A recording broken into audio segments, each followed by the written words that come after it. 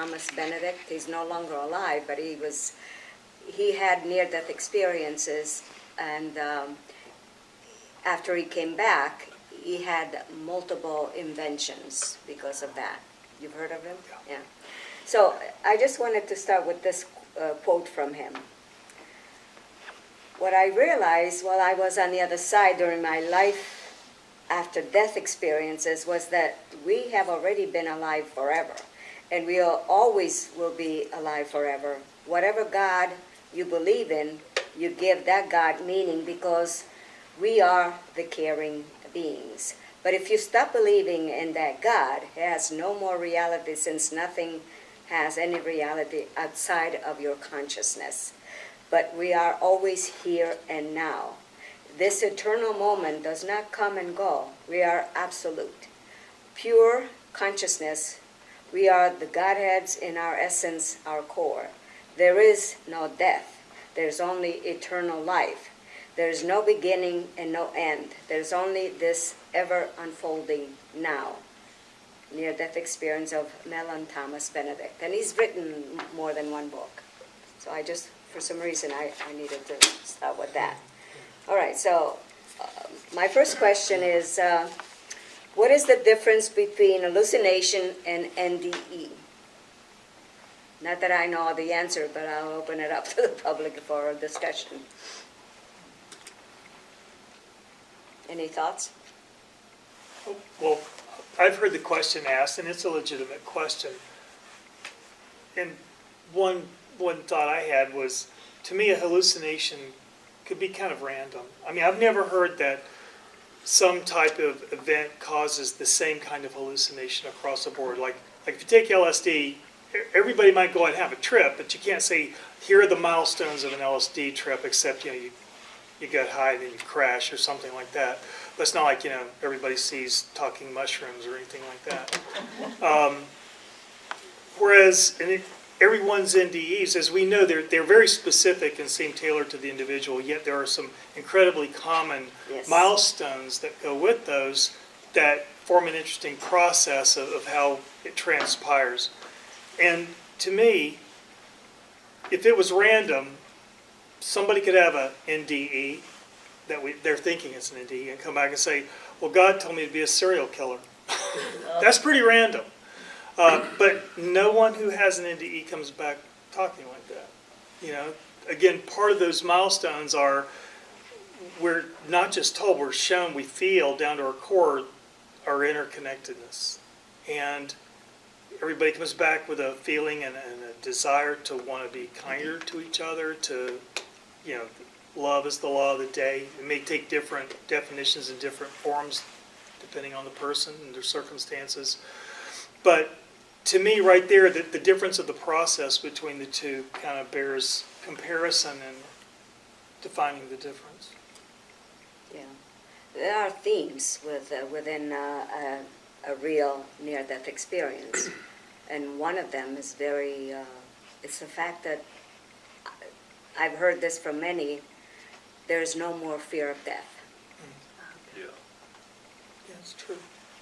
Although there are a few people who have, I don't know if anybody's spoken here, but there are some people who have had very frightful negative experiences. And when I've talked to them, they always say that they felt that it was a result of guilt that they had. Because of what? Guilt. Yeah, Oh, guilt. guilt. And I actually had an experience that I didn't know until, in fact, I just thought of it now. I had thought of it, I spoke on Sunday and I was going to include this, and then I forgot because I was running late.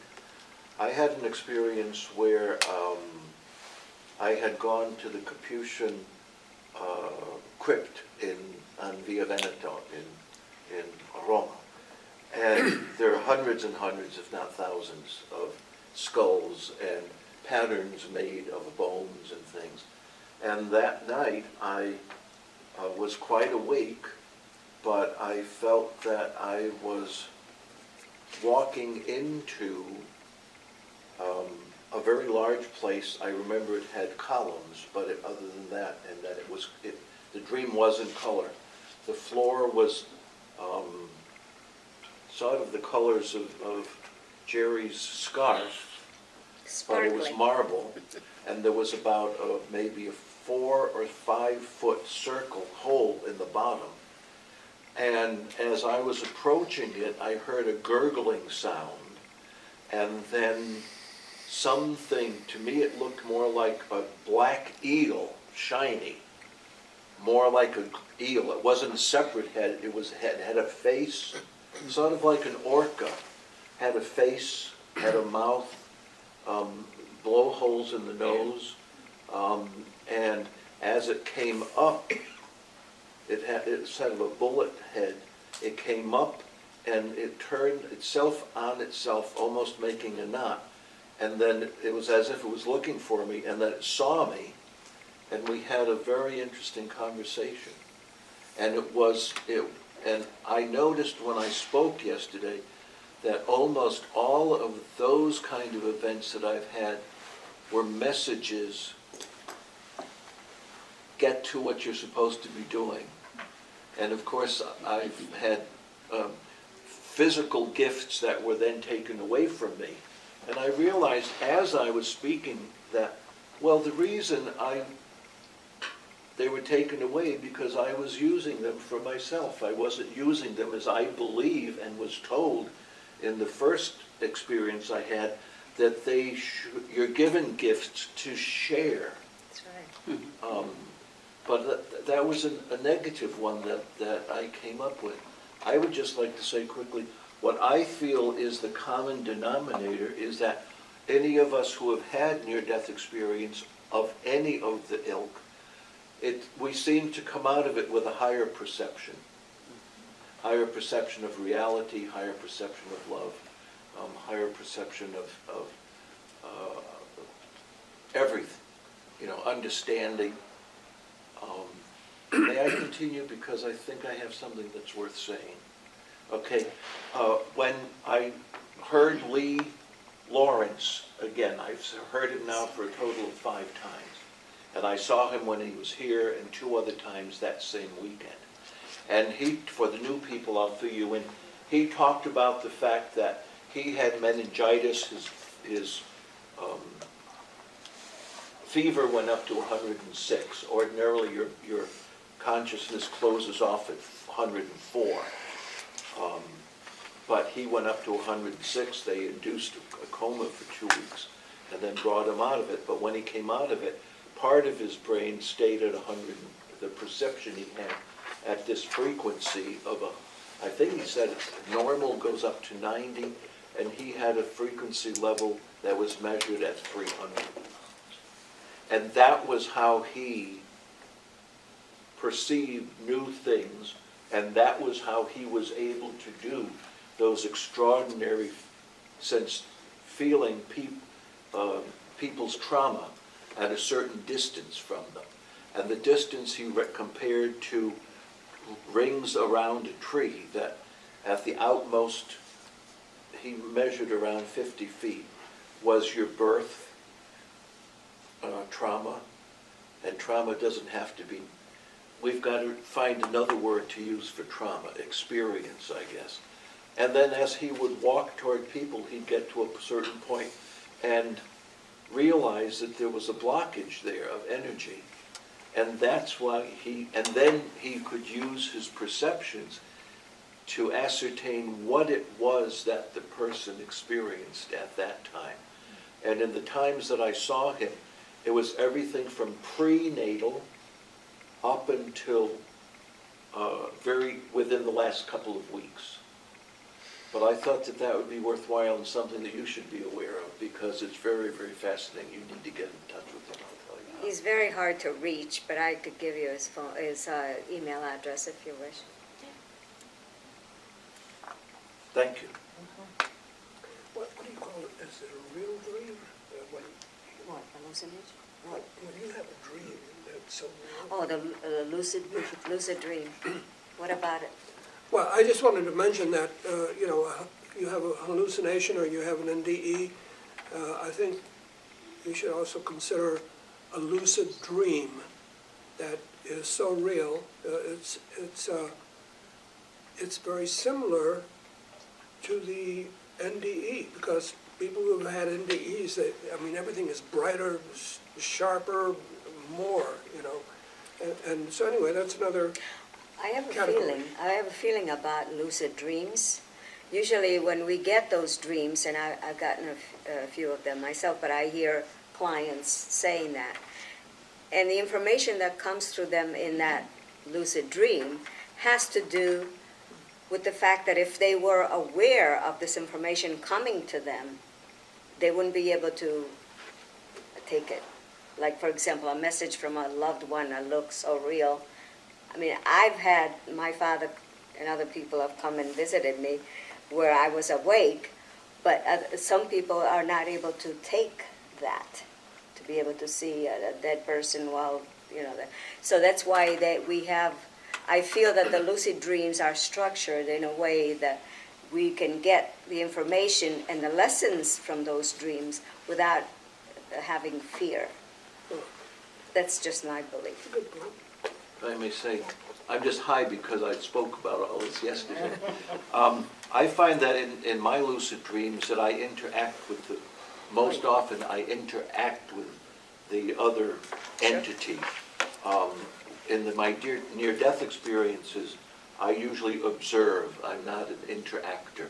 And that's one of the ways that I differentiate between the two. And his experience. Jim's Well, experience. we're both very high-frequency people. I interacted with my near-death experience. I asked questions. I said what my needs were.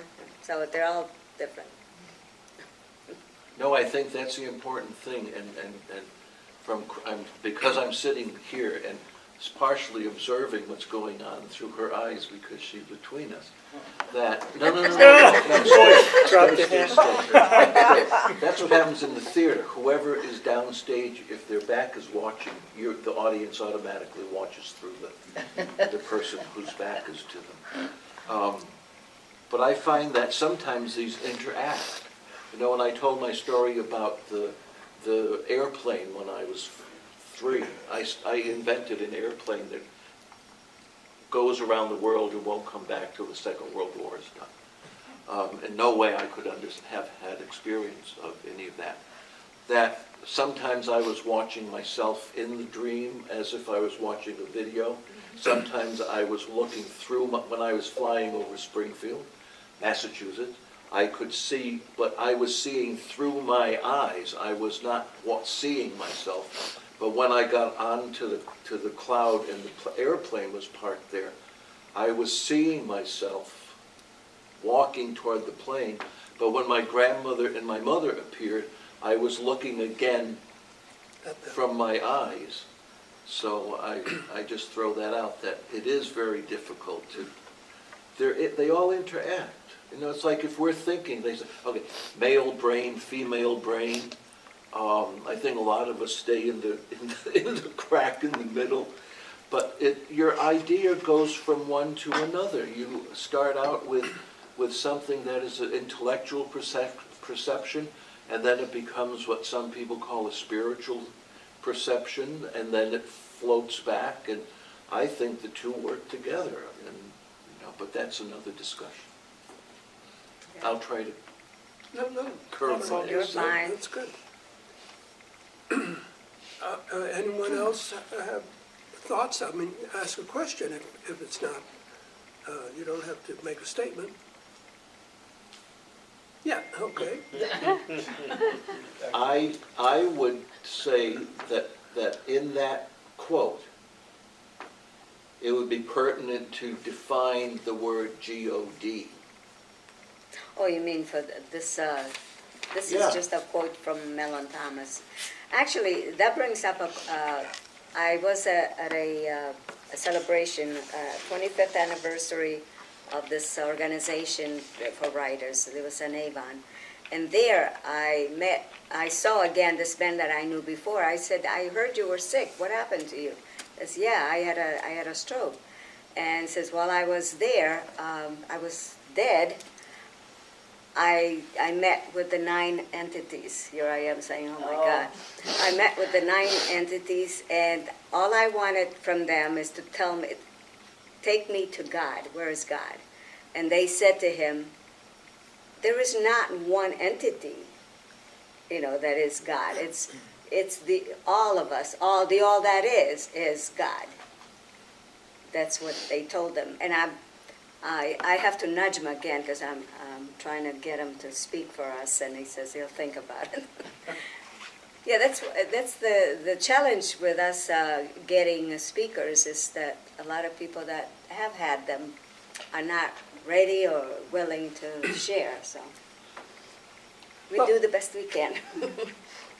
Well, the thing is that we basically have been educated and raised to think in terms of God as a singular being.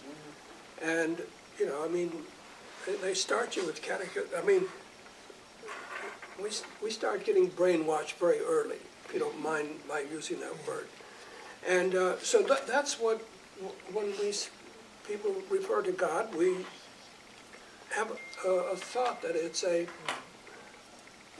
entity, one a entity. being, somebody that looks like us.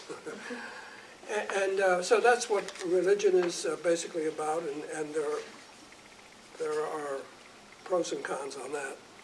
But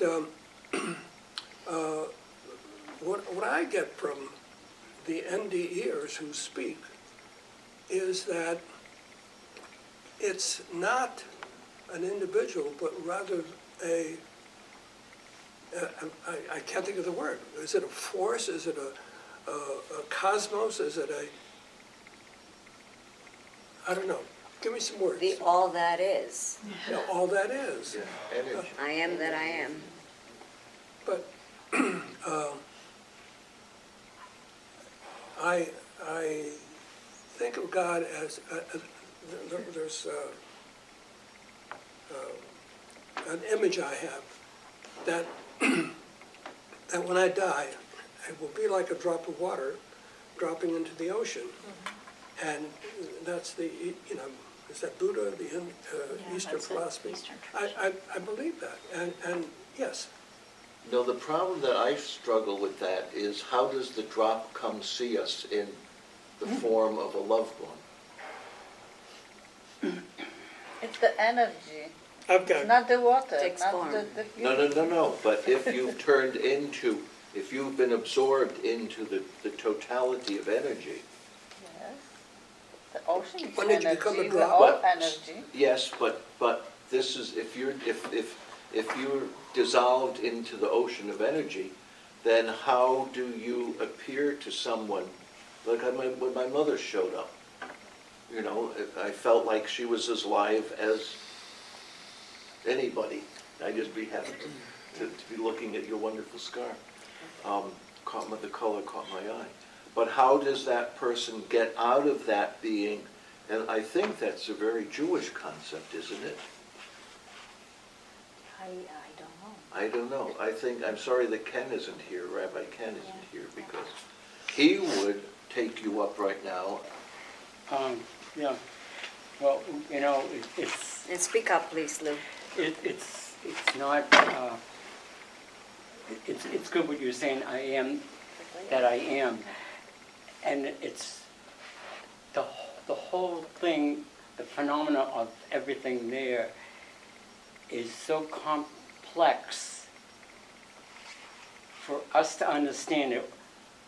We have to put in things that we're familiar with.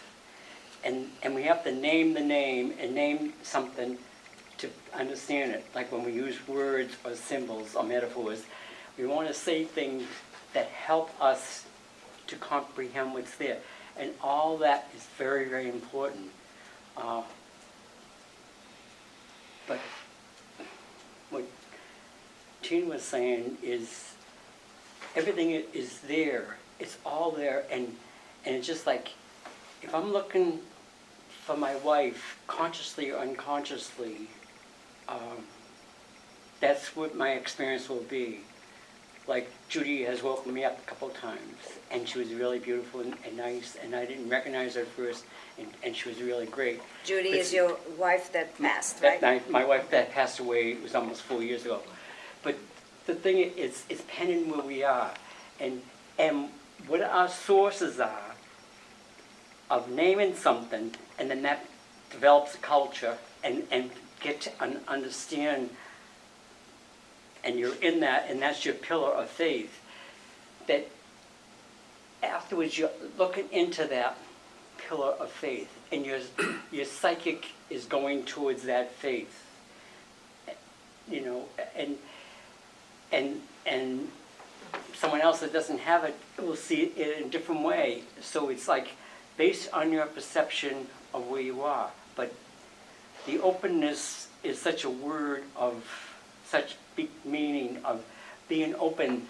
It's like you could go beyond all your experiences and everything. I got things that could come to me when I was not, sometimes I knew it and sometimes I didn't. I was very vulnerable and I was very weak. I was needing something. And at times, what Tina was saying about asking, when you ask, when you're open, it's like the Bible says is very helpful, and it doesn't matter if you're religious or not, but the words, you look at the words, knock and the door will be open. When you open yourself up, you see things, but also when you block yourself up and you're in your perception, and you don't want to be, but you block yourself up so you don't see.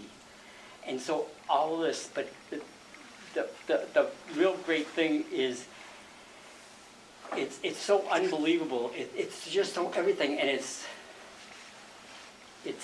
like all things that we grow up. See, part of everything we're going through is like our pain and suffering and everything. It's based on our perception of what we see and what our fears are, what our experiences are, and what we're concerned with, and we put it out there because it's a fear or if it's an anger.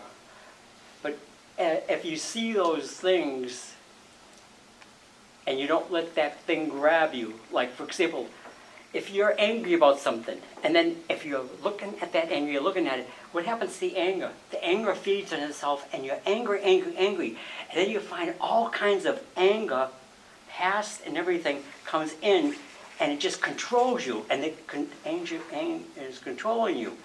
So it's any one thing controls you, just like fear. You can't get past the fear because it's controlling you. But words have meaning, but it's also, fear means the honest of the understanding that is so there, it's beyond your perception, and it's there. And that is fearful, but it's a way of still looking at that fear, and you see so much more than you ever saw. And it's beyond anything you know. And you see things. Like when I was going to have a meeting and I was talking about something, I didn't know what the word legacy meant. And I said, I don't know how am I going to talk to those people and everything. And these things came to me.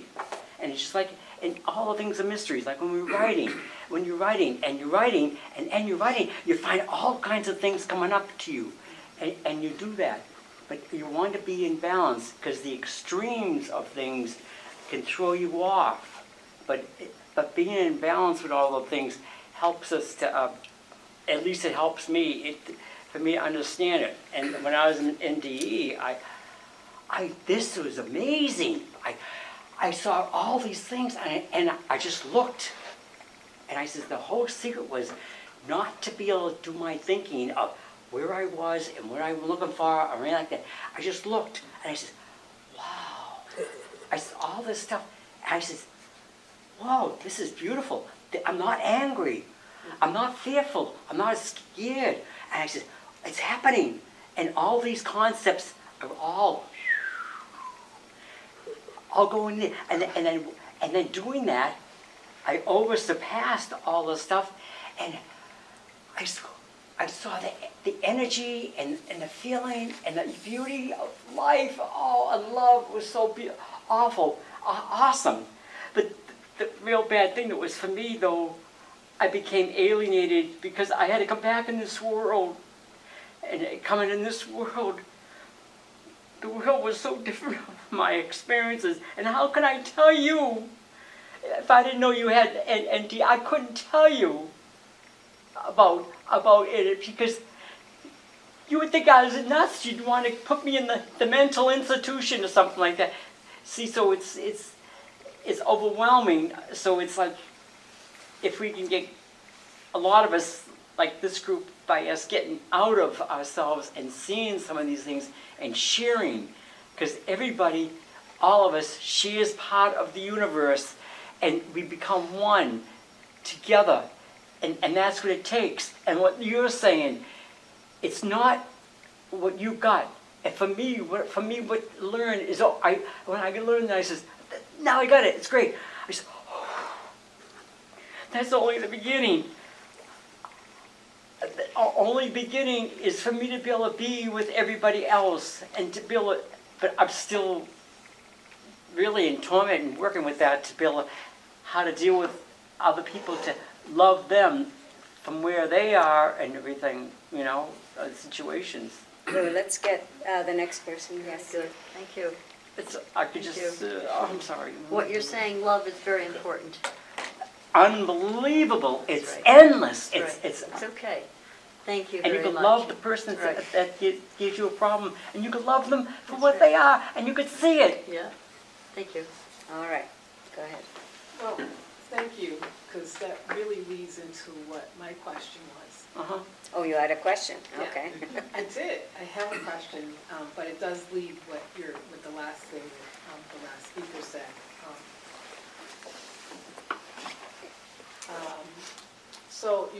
So I had the NDE. I had an OB when I was around 8, and I had a hard time being here and being there. I wanted to be there, I didn't want to be here. It's very difficult for me. So I there was a nothingness. I was part of everything, and I was nothing at the same time. It was that feeling of just the awesome nothingness. Now- That was everything. When you say that, was it after you came back or while you were still in the void? Can you clarify your question? You said that there was a nothingness. Are you talking while you were having the NDE or after you came back? No, it was the OB when I was around 8. Okay. Yeah, it was just light, it was just consciousness, I was just everything, and I was nothing. Because I wasn't a body anymore. So I had that experience, I didn't know what it was a clear day, very focused, but I was taken, I feel like I was just lifted out of my body, and told, I was like, where am I? It's like, this is you. I kept hearing, this is you, this is you, this is you. And I'm like, okay, well, if this is me, who's that over there? Well, who's she down there? Like, who's she? And they didn't answer whoever these beings or whatever consciousness I was with, because I didn't see beings. It was like being in a cloud, like fog, like being in a fog. And it was love, and it was beautiful, just like the last speaker said. And then I heard, you'll be working with us. It's okay. They said you'll be working with us? Yeah, you'll just be working with us. And I thought, I'm not going back there. I didn't want to come back here. I was happy where I was. And I was so happy where I was. And I wasn't speaking, of course, of those of us who have had OBs or NDEs. It's all just Mental telepathy, yeah. And the next thing I know, I was back on the softball field with my family, and clear day. And since that time, I just felt like I just didn't want to be here. I just wanted to be there. And I thought this was all a farce. This is fake. This isn't real. I was very negative about it, very negative about being on Earth.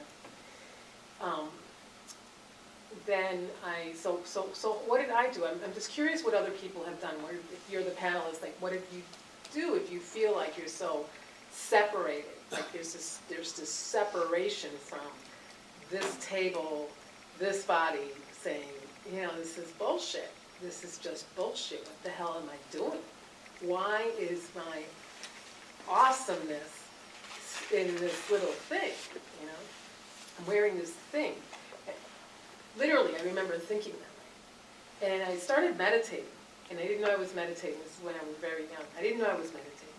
But I naturally came back with the ability to just meditate and know the power of meditation, that I could meditate and get that, almost get to that same feeling. But also meditation pulled me away from almost everyone around me. So I was social but sort of antisocial. And so I went on like that, and I meditated, and I devoted myself to Buddhism and Catholicism and every religion you can think of, and I was able to do readings, and I came back with all of this ability to see dead people, so to speak, and to communicate. I had all of this going on, right? But I still thought it was all bullshit. Like being here was just nonsense. This is just nonsense. So I devoted, so I had to come back, and I was here. So at some point I had to say, okay, so I'm not going to nix myself off. I'm not going to kill myself. I am here. So what do? So I turned to God, and I turned to prayer, and I didn't tell anyone about my experience. And I turned to prayer, and I turned to God. This is going somewhere, not just rambling. And I thought, okay, so I'm one with all beings. We're calling this God. I'm going to pray to God. There's a connection. There's some beings out there that are communicating with me. I don't know how they're doing it, but they're doing it. Maybe I can actually learn to listen. So then, when I was in high school, a very close brother of mine developed AIDS, and he died. And I wanted to be there with him. And I thought, this is fucked up. How come he gets to go and I don't? This is bullshit. And where is he going? And how far is he going? So I decided to follow him. And the only way I knew to do that was through prayer, contemplation, and meditations, and developing my so-called psychic abilities. And I thought, I'm going to find out, because if we don't die, then where are you? So he was really my inspiration to do that. So I did, and then I ended up, fast forward for years, and I got my profession, I'm working, I'm doing fine, and I am following along doing Reiki and energy healing. I'm a lawyer. I do all of this stuff, and I'm doing all of this because I'm waiting to die. I'm doing all of this because, this is my purpose. Okay, I'll help other people. Okay, I have these abilities. I guess I have these skills. I'm going to do this, but I'm going along. Like, okay, yeah. Well, I'm here, and I'm just waiting for that day when I can go back. And while I'm here, I'm going to do the best that I can and be here. Not a depressive, because I'm not a depressive. So, and I enjoy life, and I love it, and I love the grass, and I thought, I'll just enjoy what I can. Then I had my NDE When was that? in November 2017, November 6th. And What happened to bring it on? Not that you have to answer my question. I'm that just what? curious. What happened to you physically that? How did it happen? I passed out, Were you sick and I with had the to flu be or? resuscitated. I was not sick. I dehydrated. Sort of like running a marathon, and you dehydrate. I was overworking myself. And I had a lot of friends telling me to slow down, to stop, and I was like, I am going to slow down. I'm going away for the weekend. I'm going to this music festival. I'm going to, take the whole weekend off and go for a road trip. I'll be fine. I am slowing down. You really want to know, if you want to lighten it up, I was going to a Burning Man decompression event in Rhode Island, where I was dressed with a raccoon onesie. And I had all my makeup on. Everybody was there in our costumes, and we were just wonderful music. I was not on drugs, not drinking. It was great. So that's and I dehydrated because I hadn't been drinking enough water. And I was gone, and I was in the hospital. And when I came to, and when I left, I don't want to go into everything that happened when I left. But I came back, and I no longer believed in God. I no longer believed in prayer. I no longer believed in meditation. I no longer believed in anything. fact, I didn't even believe in what I was doing anymore, and the message I got from the beings that I was with, who have been working with me, was that I came into Earth from a different planet, and yes, I'm done. I was done. They were ready to take me, and I kept saying no. It's not time yet. And I was like, no, I can't do this here and now. This is what it was. I said, I can't do this now. Can we wait? Can we wait? But you wanted to go there. Oh, right, but I couldn't because all my friends were there, and my boyfriend of the time was begging me not to. And I was like, I can just leave now. And I could hear them saying, come on, let's go. It's done. You're done. And so I got back and I stayed. And so here I am wondering, and I came back, by the way, with an extra sensory. So I was already had extra sensory perception, but now I have even greater. So I'm seeing life from like I feel a totally different dimension. And so sometimes I hear what people think. I'm sure there's Isn't many that of us fun? in here who probably have the same experiences, and it's weird sometimes, but you know, you just know. You can feel it, you can see it, and you know when they're BSing, and you could just.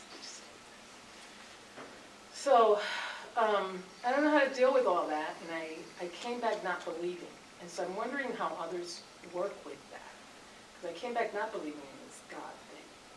I came back not believing in that, and then I had to somehow in the last year or so come back to, why am I doing Reiki? Why am I doing integrated energy therapy? Why do I even bother doing any of this stuff? Why do I even bother doing anything at all? Why don't I just stop everything? What's the point? Again, back to what's the point? And so I wonder how others work with that, because I like the extra sensory perception. You know, it really helps when I'm in court. It helps when I'm in consultations. It helps when I'm doing my work, you know. Really, it's very helpful to have. But I don't know. I feel like I have to, my brain needs to hang on to something in order to keep going, instead of just stopping and sort of just stopping and doing what? Floating. I know that once you've been there, wherever there is, you can go back by intention. You don't have to necessarily have a near death in order, you do it by intention, meditation, whatever. Have you given that a shot as far as the meditation? Ask them, who are you? What is it that I'm supposed to be doing? Yeah, I went to my spiritual counselor, and that's been helpful, but I'm angry. Thank you for mentioning anger, but I get angry because I'm here and I'm like, yeah, this is bullshit. Why do we have to talk like this? Why can't I just go? Why can't I just go? Why does it have to be, you know? I've tried shamanism, and I do that, drumming, get into that space to communicate.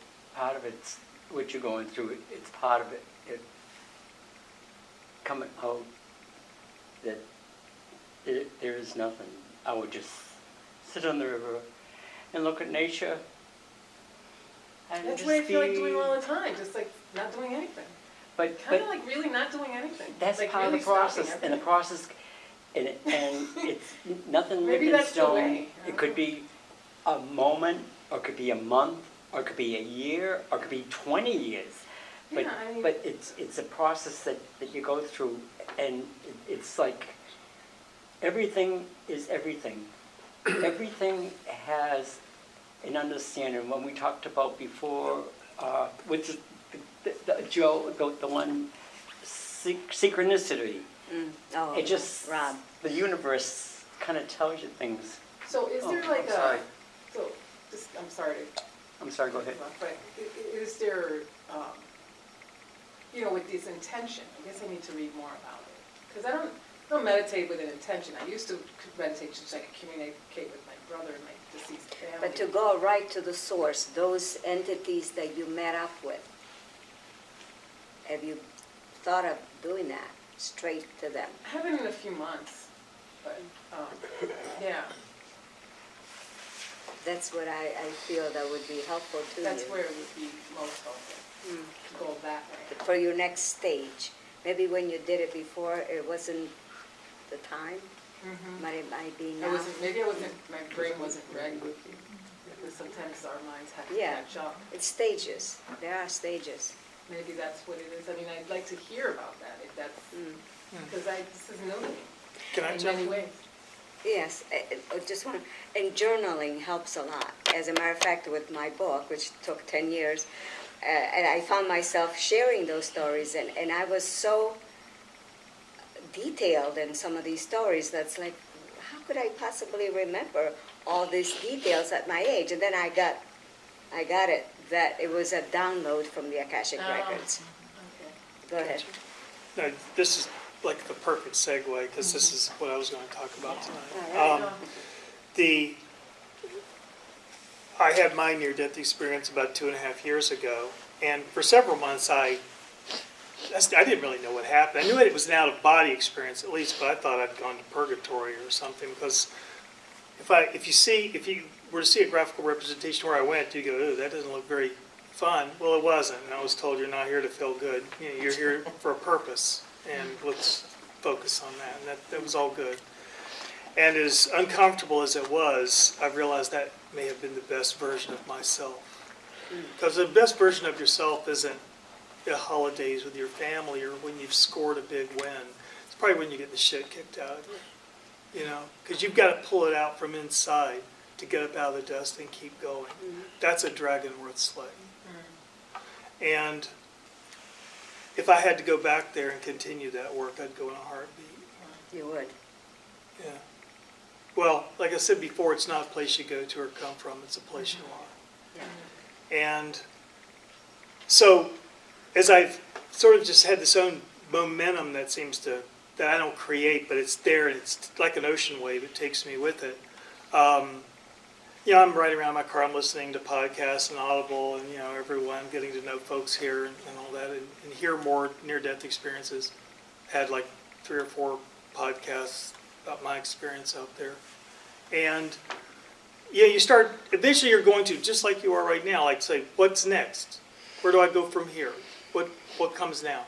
And, after you kind of assimilate, okay, I had this near-death experience, and, depending on whether it was an illness or accident, there might be like a recuperation period where it kind of descends on you to figure out, this is what I had. Okay.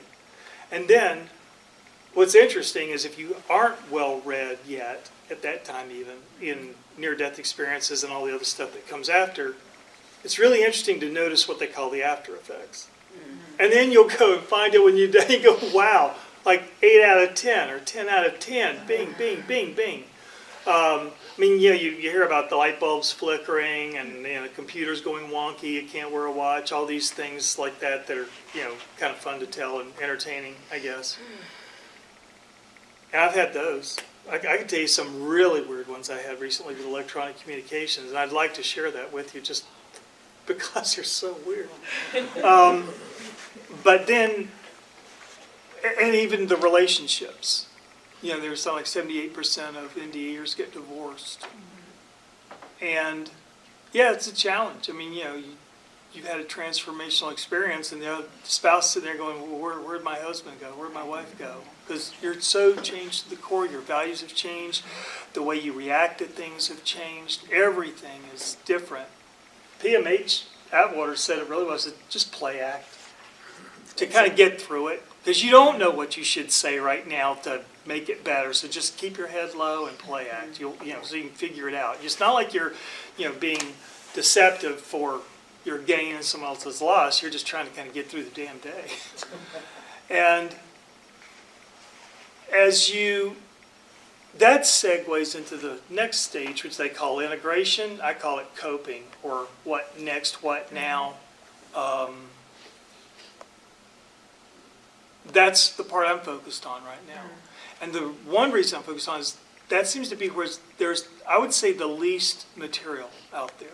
You'll find for every, like, say, 100 near-death experiences you can read about and go, wow, look how they're kind of similar, Then you'll have, like, say, I'm just throwing out numbers, there's no backing this. Like say there's 20% of that 100 that had the same near-death, same after effects. And you can kind of identify with that. Plus a few they're not talking about yet. And then as you go into now, how did you deal with that? How did you incorporate it into your life? How did you survive it? Right? It's kind of funny to say, how did you survive death? But it's like that. I mean, we talk about how you survive life.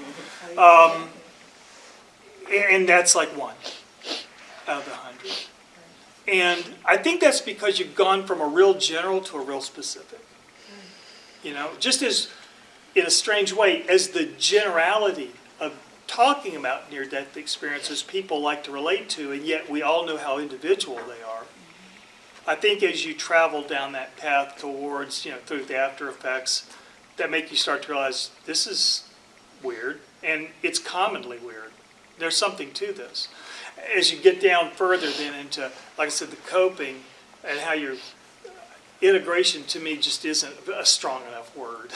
Coping is pretty good. It's like coping as a reformed alcoholic who's trying not to drink. That kind of coping, that kind of your attention has to be on it. And that is a challenge. And it's interesting because I've started to meet people, started to find me who are asking that question, who seem to have a lot of presence, either in the internet or, out there. And I really respect them a lot. So we're bouncing some questions around. I said, it's like creating an AA for NDEers in a way, a place to go and share, a place to, it's almost like, if describing the experiences was 101, and then talking about after effects was 201, and, integration was like 301 to the PhD level, it's probably not going to be a conversation that just everyone is going to find an interest in, like they might the NDE experiences, I went through a tunnel, I saw this, I saw that. And I think it's out there, I think, but it's like part of an underground. It's less on the radar for some reason. I've been fortunate enough to meet a researcher. She's Hungarian, she lives in Austria. And one of the underground people said, reach out to her. She's starting a new research project. Tell her I sent you. I sent her. She said, yeah, you're in. And then, like, some of these weird electronic communications I said about that I think kind of work in with being synchronicity. First, do you know PMH Atwater? She's a big researcher. She's considered one of the pioneers. Yes. Started back in like '78. I think almost before there was the term NDE, right? Real. She's if I say she's the real deal, I mean she's humble, she's fun, she's lively, but she's not trying to sell you a new religion. She's written lots of books. Yeah, she's written like 15 books, and she's just really cool. She's had 3 NDEs, and just a very easily likable person. So I was talking to her on the phone one day, and let's say it was 3 o'clock. I had started my car because my heater wasn't working too well, so I wanted it to be warm when I got in afterwards to drive. Because I drive 2 times a day, one in the morning, one in the evening. It's just a meditation drive. Just God and me. That's how I meditate. I can't sit still for very long. And so I said, well, the car will be warm when I get in 2 hours later, Okay, so at 4:40, all of a sudden, I started to feel something changing, like my energy heightened. And she said on the phone, we're melding. And I was like, yeah. And then we started talking about the present. In my experience, when I was over there, it was called the impossible now. She had the same thing called the eternal now. She and I really related. And I said, okay, so we hang up the phone. I go outside, I look up at my porch light and it blows out. I get in the car, and I have a decent car. It's got 2 digital clocks. One's a master to the other. One was frozen at 4:40. And the other one's fine. So I had 2 time zones in there, the near-death experience time and normal time. And I just remember that was weird. That was really weird. That's never happened before. So, fast forward. A few weeks later, I'm actually driving down to Charlottesville to visit PMH at her home. And 20 minutes out, so I have my phone mounted on the dash, and I'm using Waze for my GPS, and it says I'm 20 minutes away. Great. All of a sudden, an NDE friend of mine reaches out to me and says, I don't know why, but I'm thinking about you. I said, you're thinking about me because I'm 20 minutes away from PMH's house. And they said, oh, tell Phyllis I said hi. And then as I'm looking at the little ... showing they're typing another text, my text field, my hands are on the steering wheel. My text field starts filling in with a text. Yeah. What was it saying? Nice. It said, thank you for being a kind and loving person. Nice. Oh, was that for me? Was that going to go to her? I had no idea what was going to. So I'm like about to go off the road, grabbing this thing to highlight it and delete it before it says something that I will never be able to explain away because it ain't for me. But I thought, well, that's interesting. So I got there and I told PMH about it. She just started laughing and said, this is just the beginning.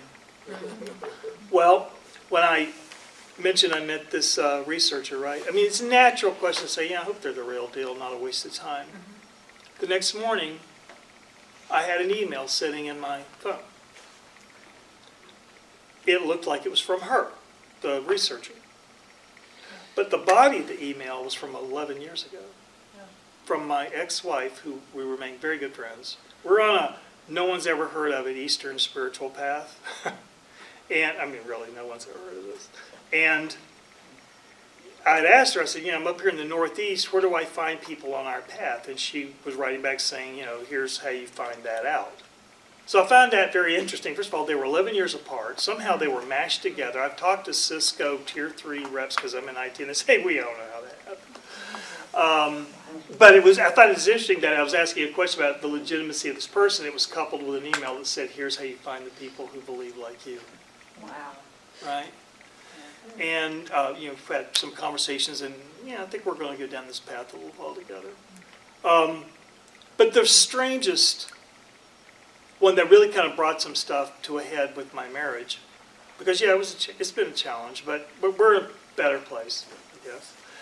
Yes, I guess we are. And I was working on writing a script about my experience. It was sort of really about what I used to do for a living, which isn't anything like around here, that incorporated my near-death experience. And the screenwriter had a shared near-death experience when her father died. So she got it. Plus she was just really good, and we just had good energy. But every time we would get together to work, for the first hour and a half, we're just talking about near-death experience stuff. And then we slowly get into, we're going to write a script now, okay? And we would, the lights would be flickering in our house, and I promise you I am not full of shit. I'm the most down-to-earth guy you'll ever be. I do not hug trees, I'm a vegetarian for 40 years, but, I've lived in Africa, and we'd shoot them just as soon as walk around them if it had to happen, so. I've been in wars for 24 years, going back to Angola in 1980, ending in Iraq in 2003, and a year later I won't go there just now. But anyway, I'm very comfortable with all that. And it's not a macho thing, I just wired for it. So,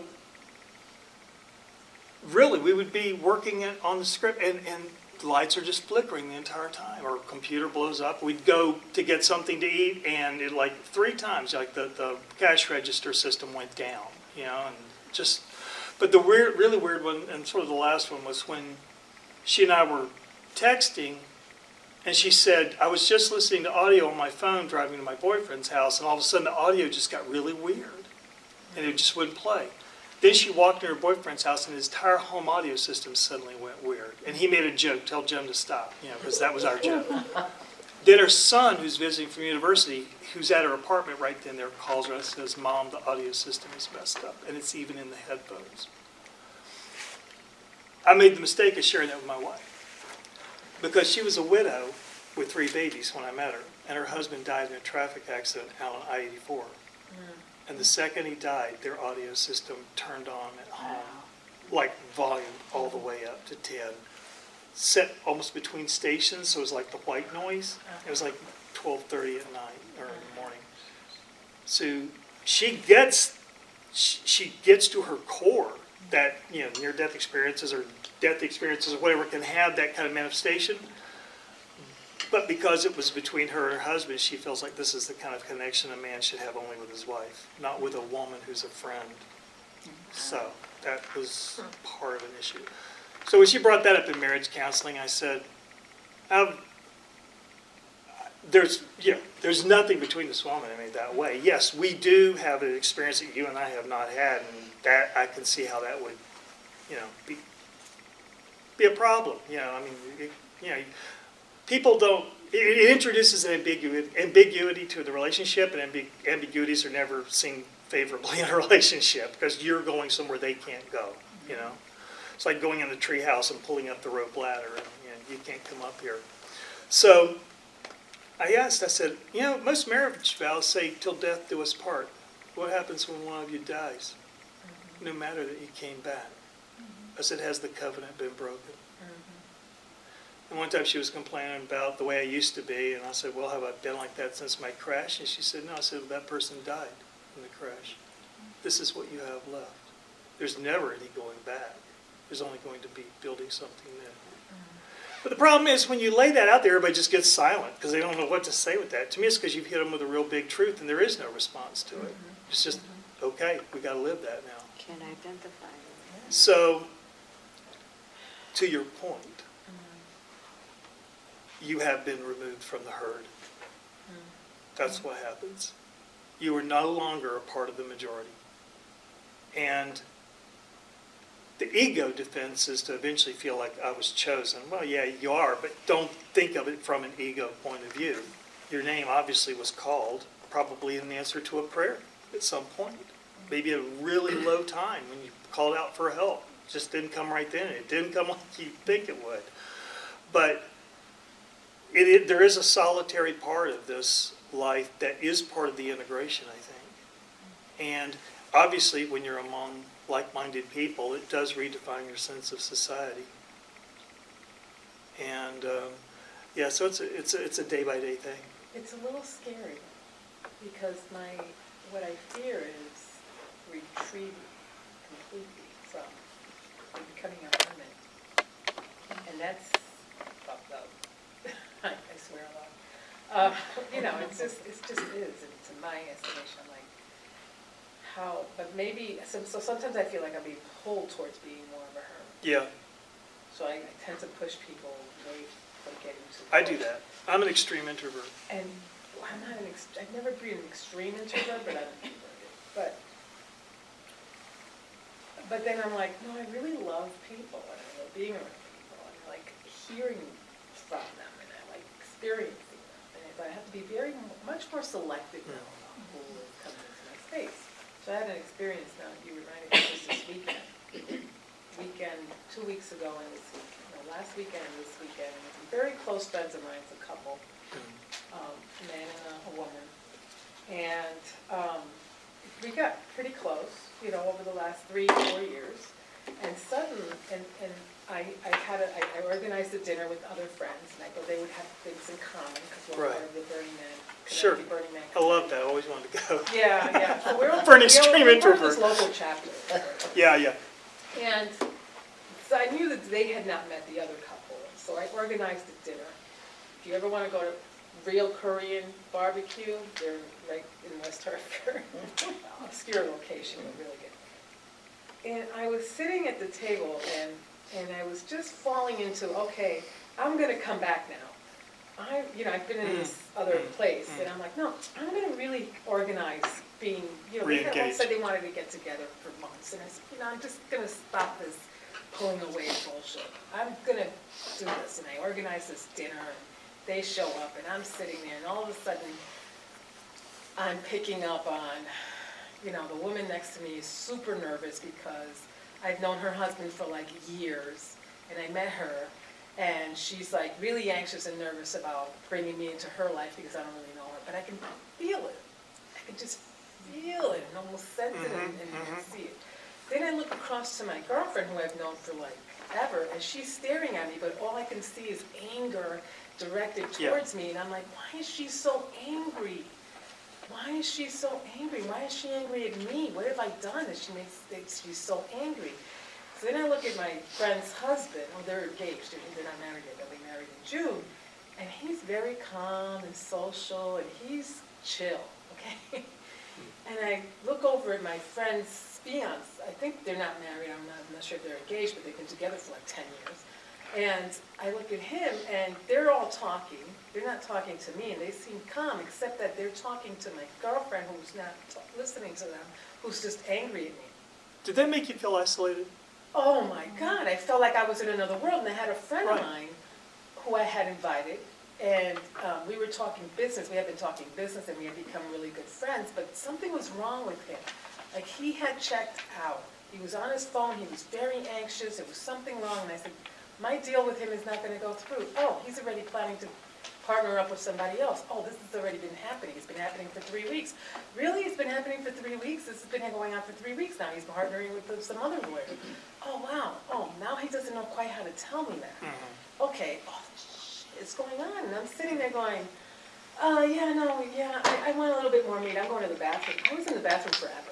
But isn't that funny I think they how, forgot I existed. how isolating an experience that's all about connection I was? just wanted, Like how I wanted to say depersonalized, this. how self-absorbing a depersonalizing experience can make you, right? It's amazing. But we're also I picking up, felt weird, I felt in another place, I felt like I wasn't with them, I felt like I just Separate. wasn't there. we get so overwhelmed picking up other people's stuff That's true. and being empathic. And I think a lot of us, for me, Mm. after my spiritual experience, I was 20-something when mine happened. And it was I didn't go anywhere, but my perception changed in that split second. It was unity consciousness. And so we see the world differently. And there are and in my job as a chaplain, I'm seeing life and death every single day. And that totally changed my view of life. I mean, what is the point of life? You can't do cocktail talk with people Yeah, anymore. exactly. Yeah, It's it's so very true. true. Yeah, perfect. What do we do? But So I have that's- not had that, like, that happen to me, I just hadn't had that like that happening to me in my lifetime yet, But- until then. But Until then. when you talk about being a hermit, I totally relate. Because sometimes it's just easier for me to be home with my own than it is to go out and have an experience like that. And sitting there and saying, gee, I tried to reach out and try to get back into the swing of things, and it's just, so I don't know how to. Let me ask you a question. This is for the group in general. I think, don't have to have near-death experience. Like when I was working with my friend and the lights would flicker on, has anyone else noticed that when you're, whether it's an NDE or just a spiritually transformational experience, when you're with somebody and you're sharing your experiences and you sort of feel yourself easing into that zone, do you find things get amplified? Like what things? Yeah. Well, like I say, the lights aren't flickering right now, right? But like when I was with my friend, I wouldn't be surprised if they started flickering. We just had that energy. We were just kind of oscillating, and it just Yeah. really Yeah. crazy stuff happened. Okay. Sometimes it happens. That's what I'm asking, I because, do have that. all right, think about that for just a second. And if the general, Just as an example. Oh, please. I had a girlfriend who we were just talking, and we were talking about, she's spiritual, and we were just talking about it. And we were both, at that time, really annoyed that the radio was not so loud. Yeah. The radio was blasting. Yeah. We had she had the audience system, blast. It was just so loud. And I looked at her, and we looked at each other around the same time, and like, we both knew we were thinking, it's just so loud that it turned off. yeah, You did? yeah. Wow. Yeah, exactly. Wow. Exactly. And We both just laughed. when that's happened, I've tried to think, what state of mind was I in? Because, if it was a movie or television, it was probably when you were angry or, you had some intense emotion. I realized, no. It's when you're a conduit to the other side. For me, it's talking about my experience or talking about what it taught me this week, but just sort of getting back into that zone. And that's when it happens, which kind of makes sense, right? And Maybe that's what makes some people uncomfortable, because if I enter that zone with others, Yeah. whether it's male or females, children, older, whoever, when we connect that way, who can't connect they can't go there. They're They can't control go there. freaks who So if it's aren't their- comfortable if being their seen naked. husband or their long-term partner or whatever it is, and they don't know it, they can't understand, why do you want to be around Mila? What is it? You know, why do you connect with her like I can't? You know, I can't connect with you on that level. What's going on? Maybe the anger, maybe all of that comes from Fear. the connection Yeah. that happens with some people. Well, think about it. I mean, it does speak to your ability to connect at a much deeper level than most people can even So imagine. that could be an explanation, because I threatening. couldn't explain to myself why my girlfriend of all these years was, and she did it again this weekend, she was very intimidating, because very, hey, I have all this in my space. Yeah, And that happened, and I thought that she was very spiritual in a very different way. sure. You can't say that, let's talk. You know? Maybe Well- next time I should stand up and say, this is what you're thinking and how you're feeling, and this is how you're Well, then why do that? Yeah, you have a nice day now. You That's are right. going to partner with somebody else, and I already know this, and let me just tell everybody exactly what's going on here. Right. And you're all making me really feel sick. I've actually done that in certain That's situations. I have done that. TJ. Privately. No, maybe I should just do it as a skit, I'm sorry. I Yeah, right, interrupted be you. great. No, TJ, Routine. TJ. Maybe I TJ. should do it as a skit. I was gonna say that I actually have done that in a small group, that I, people's mind, I could read people's minds, and all I got out of my husband was, yeah, you think you know everything. You can laugh about You it. know Maybe everything. that's the way to do it. Well, Just to that's- say, hey, you know. Something they don't build I would statutes do here in the this, village. oh, for sure. Yeah. Yeah. But it was a Why new not? experience for me. Why not? Yeah. One thing that I realized with my last one is that I used to be very, very shy. If it was my being able to speak with groups, there's no way. My throat was just... And after my third one, I realized that shyness is no longer part of my deal. Yeah. Well, also, again, some people might write a book to just make money and be famous. You're writing your book, to me, was part of your integrating it into your life. And so Part of my part of own losing healing. a shyness is because this isn't about you. You're in service to something bigger. That's And what that's I what you're learned. representing, Yeah. That's what it is. right? Yeah. And there goes the shyness. Yeah, I guess that's it. But talking about my life being an open book, Yeah, there are things that when my husband was helping me with some technical stuff, and he had to read the book, he said, I didn't know some of this stuff. right. Yeah, so No, it's amazing what comes to you after that. it's basically a memoir, though. But, I struggle with this too. That's why I feel there's this meeting and one or two others that are so absolutely important to me. And sometimes I get overdone. But it's the one place where I feel that I don't have to apologize. I don't have to explain. I Right. can just come in and sometimes I believe it or not, I do pull back. But I find that. You're not talking about Oh, yourself yeah. today. Oh, you Yes. plan Oh, to. I could do that right now. Yeah. Are you But we love you You have to anyway. explain this, first of all. Oh, well, I was gonna do a whole yellow thing, but I had a very hard day today. If I don't have sunshine, then I get really I agree. I think it's great. inconvenient. Yeah, so I thought this looked like sunshine, so Yeah. I wore it, Okay. so everybody could see that in the dark sky, there is sunshine if you look for it. And it's right The over your sky solar is, plexus. the sun's up there. Yeah. I always start the morning by praying to the sun, saying you are the source of all energy on life, and thank you very much. And today I said, well, be nice to my animal friends and to all the plants in the world, because we need rain, but we don't need this schmutz. Although a little schmutz can always help. On the other hand, too much shit can kill the roses. Exactly.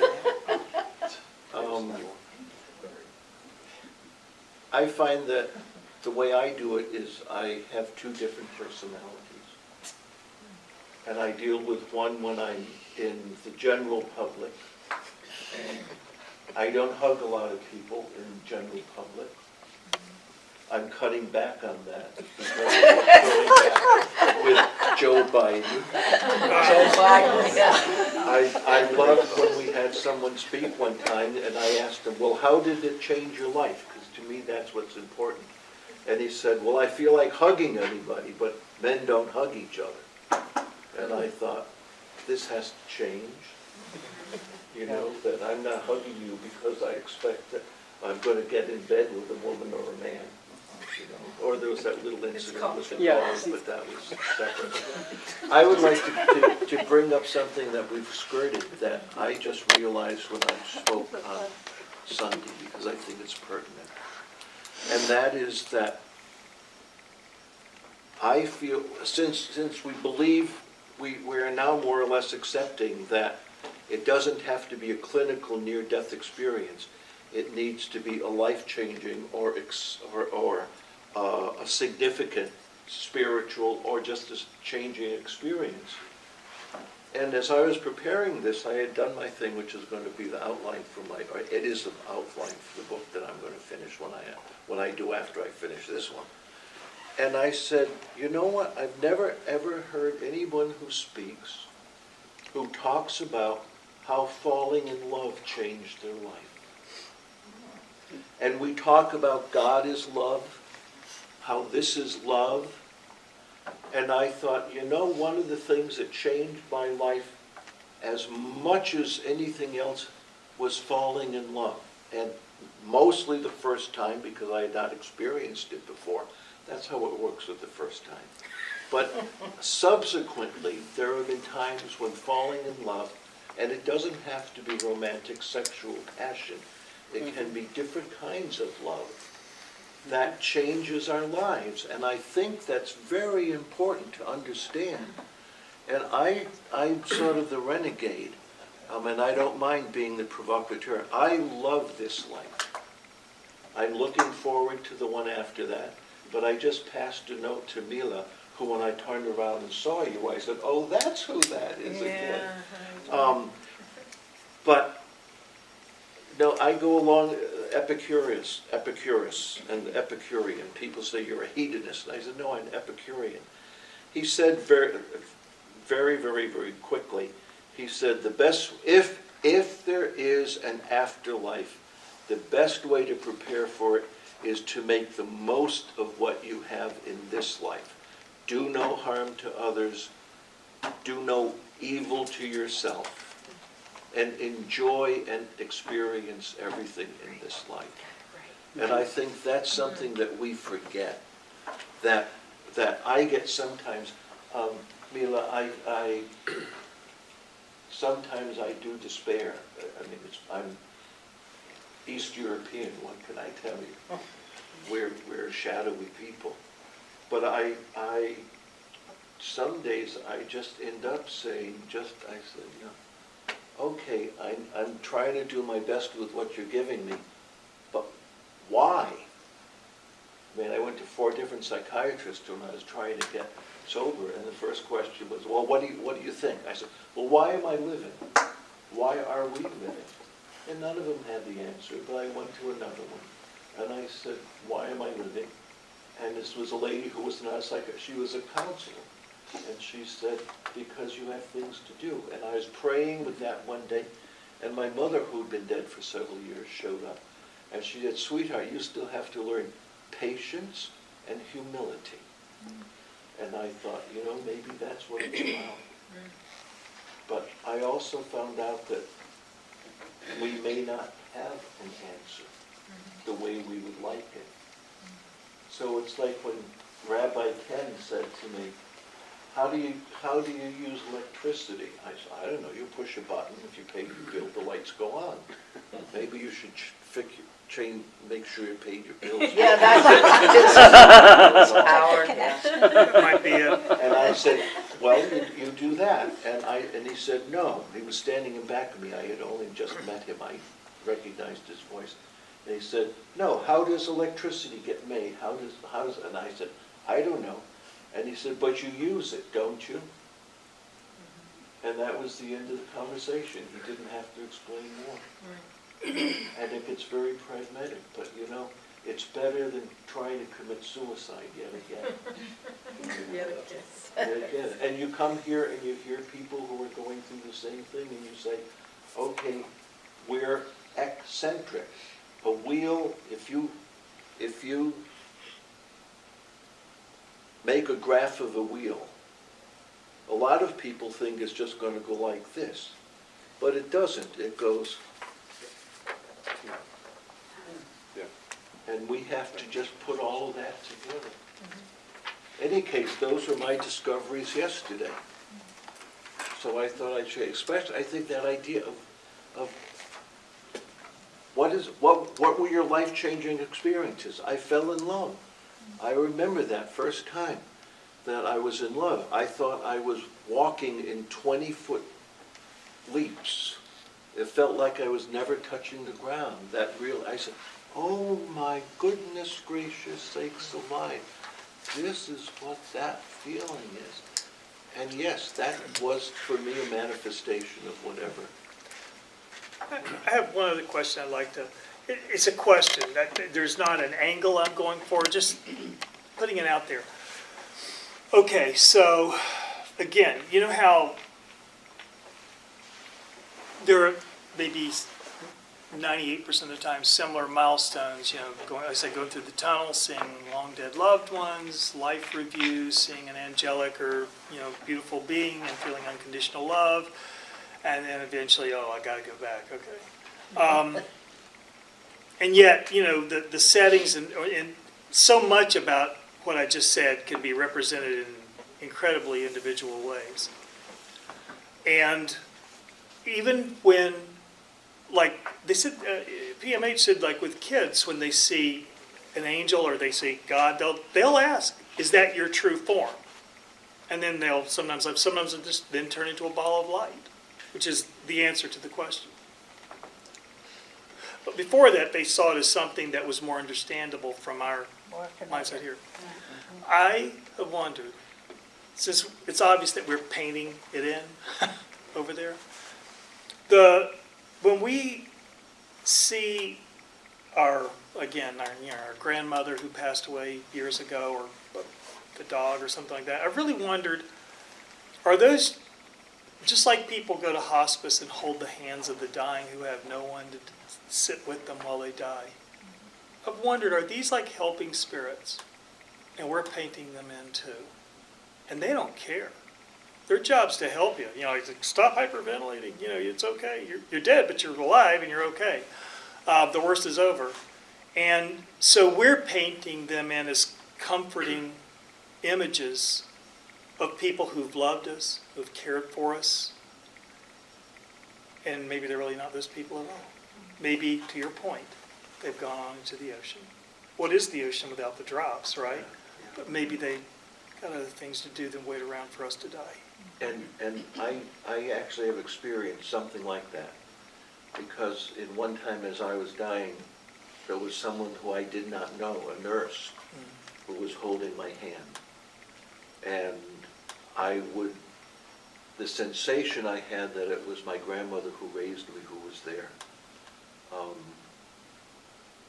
So that I was simultaneously aware that this was, of course I always call nurses my earth angels because they're the ones who bring us back. Sure.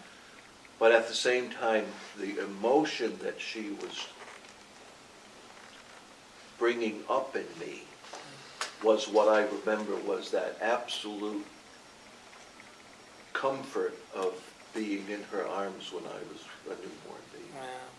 So I think that it is, you know, I really, the more, as I'm listening today, I'm really learning that we really, each of us lives a duality. Oh, yeah. You know, that I'm seeing the idea of the physical body and the spiritual body in a different, very obvious way, because I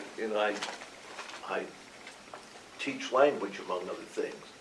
And so for me, the right word, I just retyped a page because I changed the word from annihilate to obliterate when I was talking about past life experience. And there is a difference.